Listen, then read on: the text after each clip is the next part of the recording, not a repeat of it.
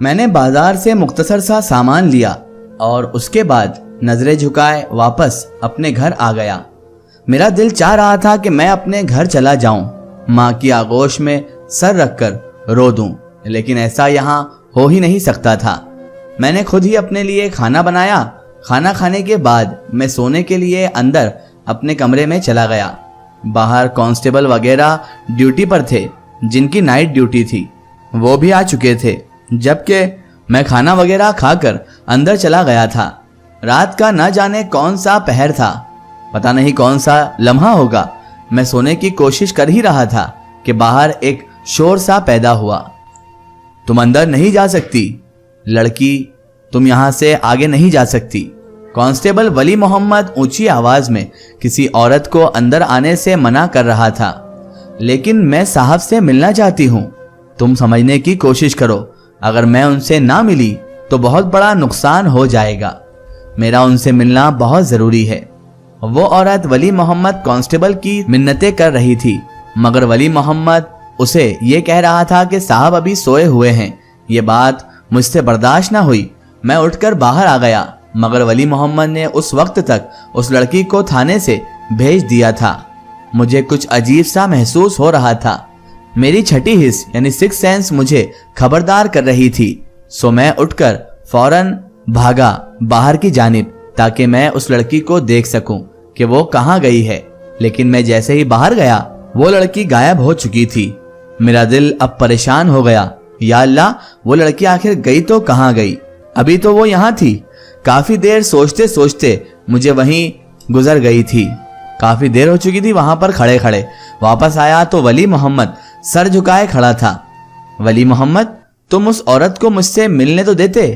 میں غصہ کرتے ہوئے اس سے بولا۔ غصہ کرنے لگا تو بیچارہ بولا، صاحب یہ عورت آپ سے ملنے نہیں، آپ کو پھنسانے کے لیے آئی ہوگی۔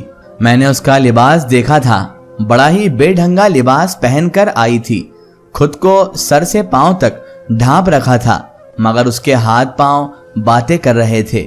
اور ویسے بھی صاحب آپ خود سوچیں، اور شریف عورت رات کے 1 بجے آپ سے ملنے کی کوشش کیوں کرے گی؟ ایک بات کہوں صاحب؟ ولی محمد نے وہیں کھڑے کھڑے مجھ سے کہا۔ میں نے کہا، ہاں کہو، کیا کہنا چاہتے ہو تم؟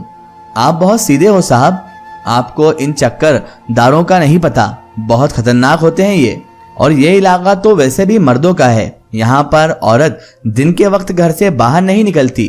اب آپ خود سوچیں، یہ عورت رات کے 1 بجے آپ سے ملنے کے لیے کیسے آئی ہوگی؟ اور یہ اگر آئی بھی ہے تو اس کا کردار کیا ہوگا؟ اور کیا معلوم اس کے پیچھے کتنا بڑا کوئی گروہ ہو، وہ آپ کو پھنسانا چاہتے ہوں، نوکری سے نکلوانا چاہتے ہوں۔ ولی محمد کی بات سن کر میں نے پھیکی سی مسکراہٹ کے ساتھ کہا، ولی محمد تم فکر نہیں کرو، میں بھی بے ایمانی سیکھ رہا ہوں، میں یہاں پر رہ کر تو بے ایمانی سیکھ ہی گیا ہوں۔ اب میں اس علاقے میں کوئی پولیس والا نہیں رہا، میں تو پورا دن بیٹھا اپنا وقت گزارتا ہوں۔ میں نے بے دلی سے کہا۔ وہ کہنے لگا، صاحب آپ مایوس نہ ہو، میں نے سنا ہے کوئی بڑا افسر آ رہا ہے، وہ بہت اچھا اور ایماندار ہے، اس کی وجہ سے اس تھانے میں بھی ہم سر اٹھا کر جی سکیں گے۔ ولی محمد اپنی خیالی باتیں کرتا رہا۔ میں واپس اپنے کمرے میں آ گیا، سونے کی کوشش کرنے لگا۔ میری آنکھوں کے سامنے تھانہ بنی کا وہ منظر آنے لگا جس دن مجھے وہاں سے ذلیل و رسوا کر کے نکالا گیا تھا، مگر میں نے صبر سے کام لیا۔ پھر نہ جانے کب مجھے نیند آ گئی اور میں نیند کی آغوش میں چلا گیا، یعنی کہ سو گیا۔ مگر اگلا دن میرے لیے اور عجیب و غریب تھا اور مصروف تھا، بہت ہی مصروف گزرا میرا اگلا دن۔ میرا کافی لوگوں کا آنا جانا تھا، میں نے بہت دیر تک انتظار کیا۔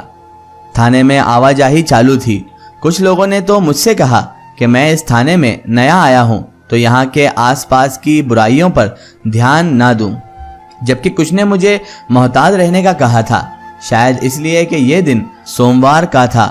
شام کو مجھے بہت گرمی لگ رہی تھی، تھکا بھی بہت ہوا تھا۔ میں اندر کمرے میں جا کر میں سونے کی کوشش میں ابھی میں لیٹا ہی تھا کہ بجلی چلی گئی، انتہائی گرمی تھی۔ میں نے سوچا میں کیوں نہ باہر سو جاتا ہوں، تبھی میں اپنے کمرے سے باہر چارپائی بچھا کر لیٹ گیا۔ ولی محمد تھانے میں نہیں تھا۔ میں نے دوسرے کانسٹیبل سے پوچھا کہ بجلی کب آئے گی، تو وہ کانسٹیبل مجھ سے بولا کہ کھمبے میں کوئی مسئلہ ہو گیا ہے، اب شاید بجلی نہ ہی آئے رات بھر، پوری رات ایسے ہی پڑی ہوگی، اس لیے آپ باہر ہی سو جائیں صاحب۔ میں نے بھی آنکھوں کو موند لیا، سونے کی کوشش کرنے لگا کہ میری آنکھوں پر تیز روشنی لگی، میں ہڑبڑا کر اٹھ گیا۔ شبیر احمد، میری آنکھوں پر ٹارچ تم لگا رہے ہو؟ ارے بھائی مجھے سونے دو۔ نہیں صاحب، میں ایسی گستاخی کیوں کروں گا، آپ سو جائیں۔ اس بات کے بعد میں نے دوبارہ سونے کی کوشش کی، تھوڑی سی خاموشی ہوئی تو مجھے نیند آ گئی۔ اب رات کا نہ جانے کون سا پہر تھا کہ مجھے اپنے ہاتھ پر کسی نسوانی لمس کا احساس ہوا، کسی عورت کے احساس کا مجھے محسوس ہونے لگا۔ مجھے لگا کہ شاید میں کوئی خواب دیکھ رہا ہوں، لیکن جیسے ہی میں نے آنکھیں کھولی، میں اندھیرے میں آنکھیں پھٹ پھٹا کر دیکھنے لگا تو میرے سامنے ایک لڑکی بیٹھی ہوئی تھی۔ اس نے سفید چادر اوڑھی ہوئی تھی، اس لیے میں پہچان گیا کہ یہ عورت ہی ہے۔ اندھیرے میں اس کا چہرہ صاف دکھائی دے رہا تھا، ہلکی ہلکی چاندنی بھی تھی۔ میں نے اس سے کچھ کہنا چاہا، پر اس سے پہلے ہی اس نے اپنا ہاتھ میرے منہ پر رکھ دیا۔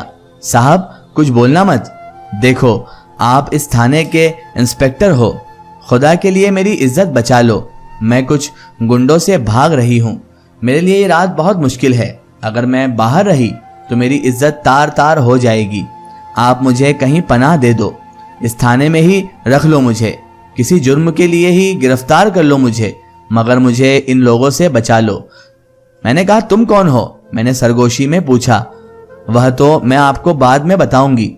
جی لیکن وہ لوگ ابھی مجھے ڈھونڈ رہے ہوں گے، اس لیے آپ مجھے کہیں تو چھپا دو، تم میرے گھر چلو، ورنہ یہاں کا ماحول صحیح نہیں ہے، اگر کسی کو پتہ چل گیا کہ میں نے ایک لڑکی کو اپنے پاس پناہ دی ہے تو اچھا نہ ہوگا، ویسے بھی تھانہ اور اسپتال عورتوں کے لیے کوئی محفوظ نہیں ہوتے، تم میرے ساتھ چلو۔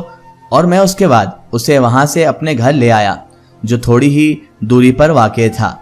مجھے سرکار کی طرف سے یہ گھر ملا ہوا تھا، گھر نہیں اس کو کوارٹر بھی کہہ سکتے ہیں۔ اس وقت وہاں کوئی بھی نہیں تھا، میں تو خود بھی یہاں نہیں جاتا تھا، کبھی کبھی اپنا کھانا پکانے کے لیے آ جایا کرتا تھا۔ اکثر یہ ایک گھر یعنی کوارٹر بند ہی رہتا تھا، یہاں ایک ہی چارپائی تھی جس پر میں سوتا تھا۔ میں نے اس لڑکی کو گھر لایا اور اپنے کمرے میں بند کیا، باہر سے تالا لگا کر واپس چلا گیا۔ میں نے کہا کہ تم فی الحال کچھ مت بولنا، ایسا نہ ہو کہ میرے لیے بھی کوئی مشکل پیدا ہو جائے اور تم بھی ذلیل ہو اور میری بھی عزت خراب ہو جائے۔ وہ کچھ نہ بولی، خاموشی سے وہاں بیٹھ گئی۔ میں اسے وہاں چھوڑنے کے بعد واپس تھانے آ گیا۔ مجھ سے 2-3 سپاہیوں نے پوچھا کہ کیا ہوا ہے، پر میں نے ان کو کوئی جواب نہیں دیا۔ اس کی آئے گی سٹوری ہم دیکھیں گے اس کے اگلے پارٹ میں۔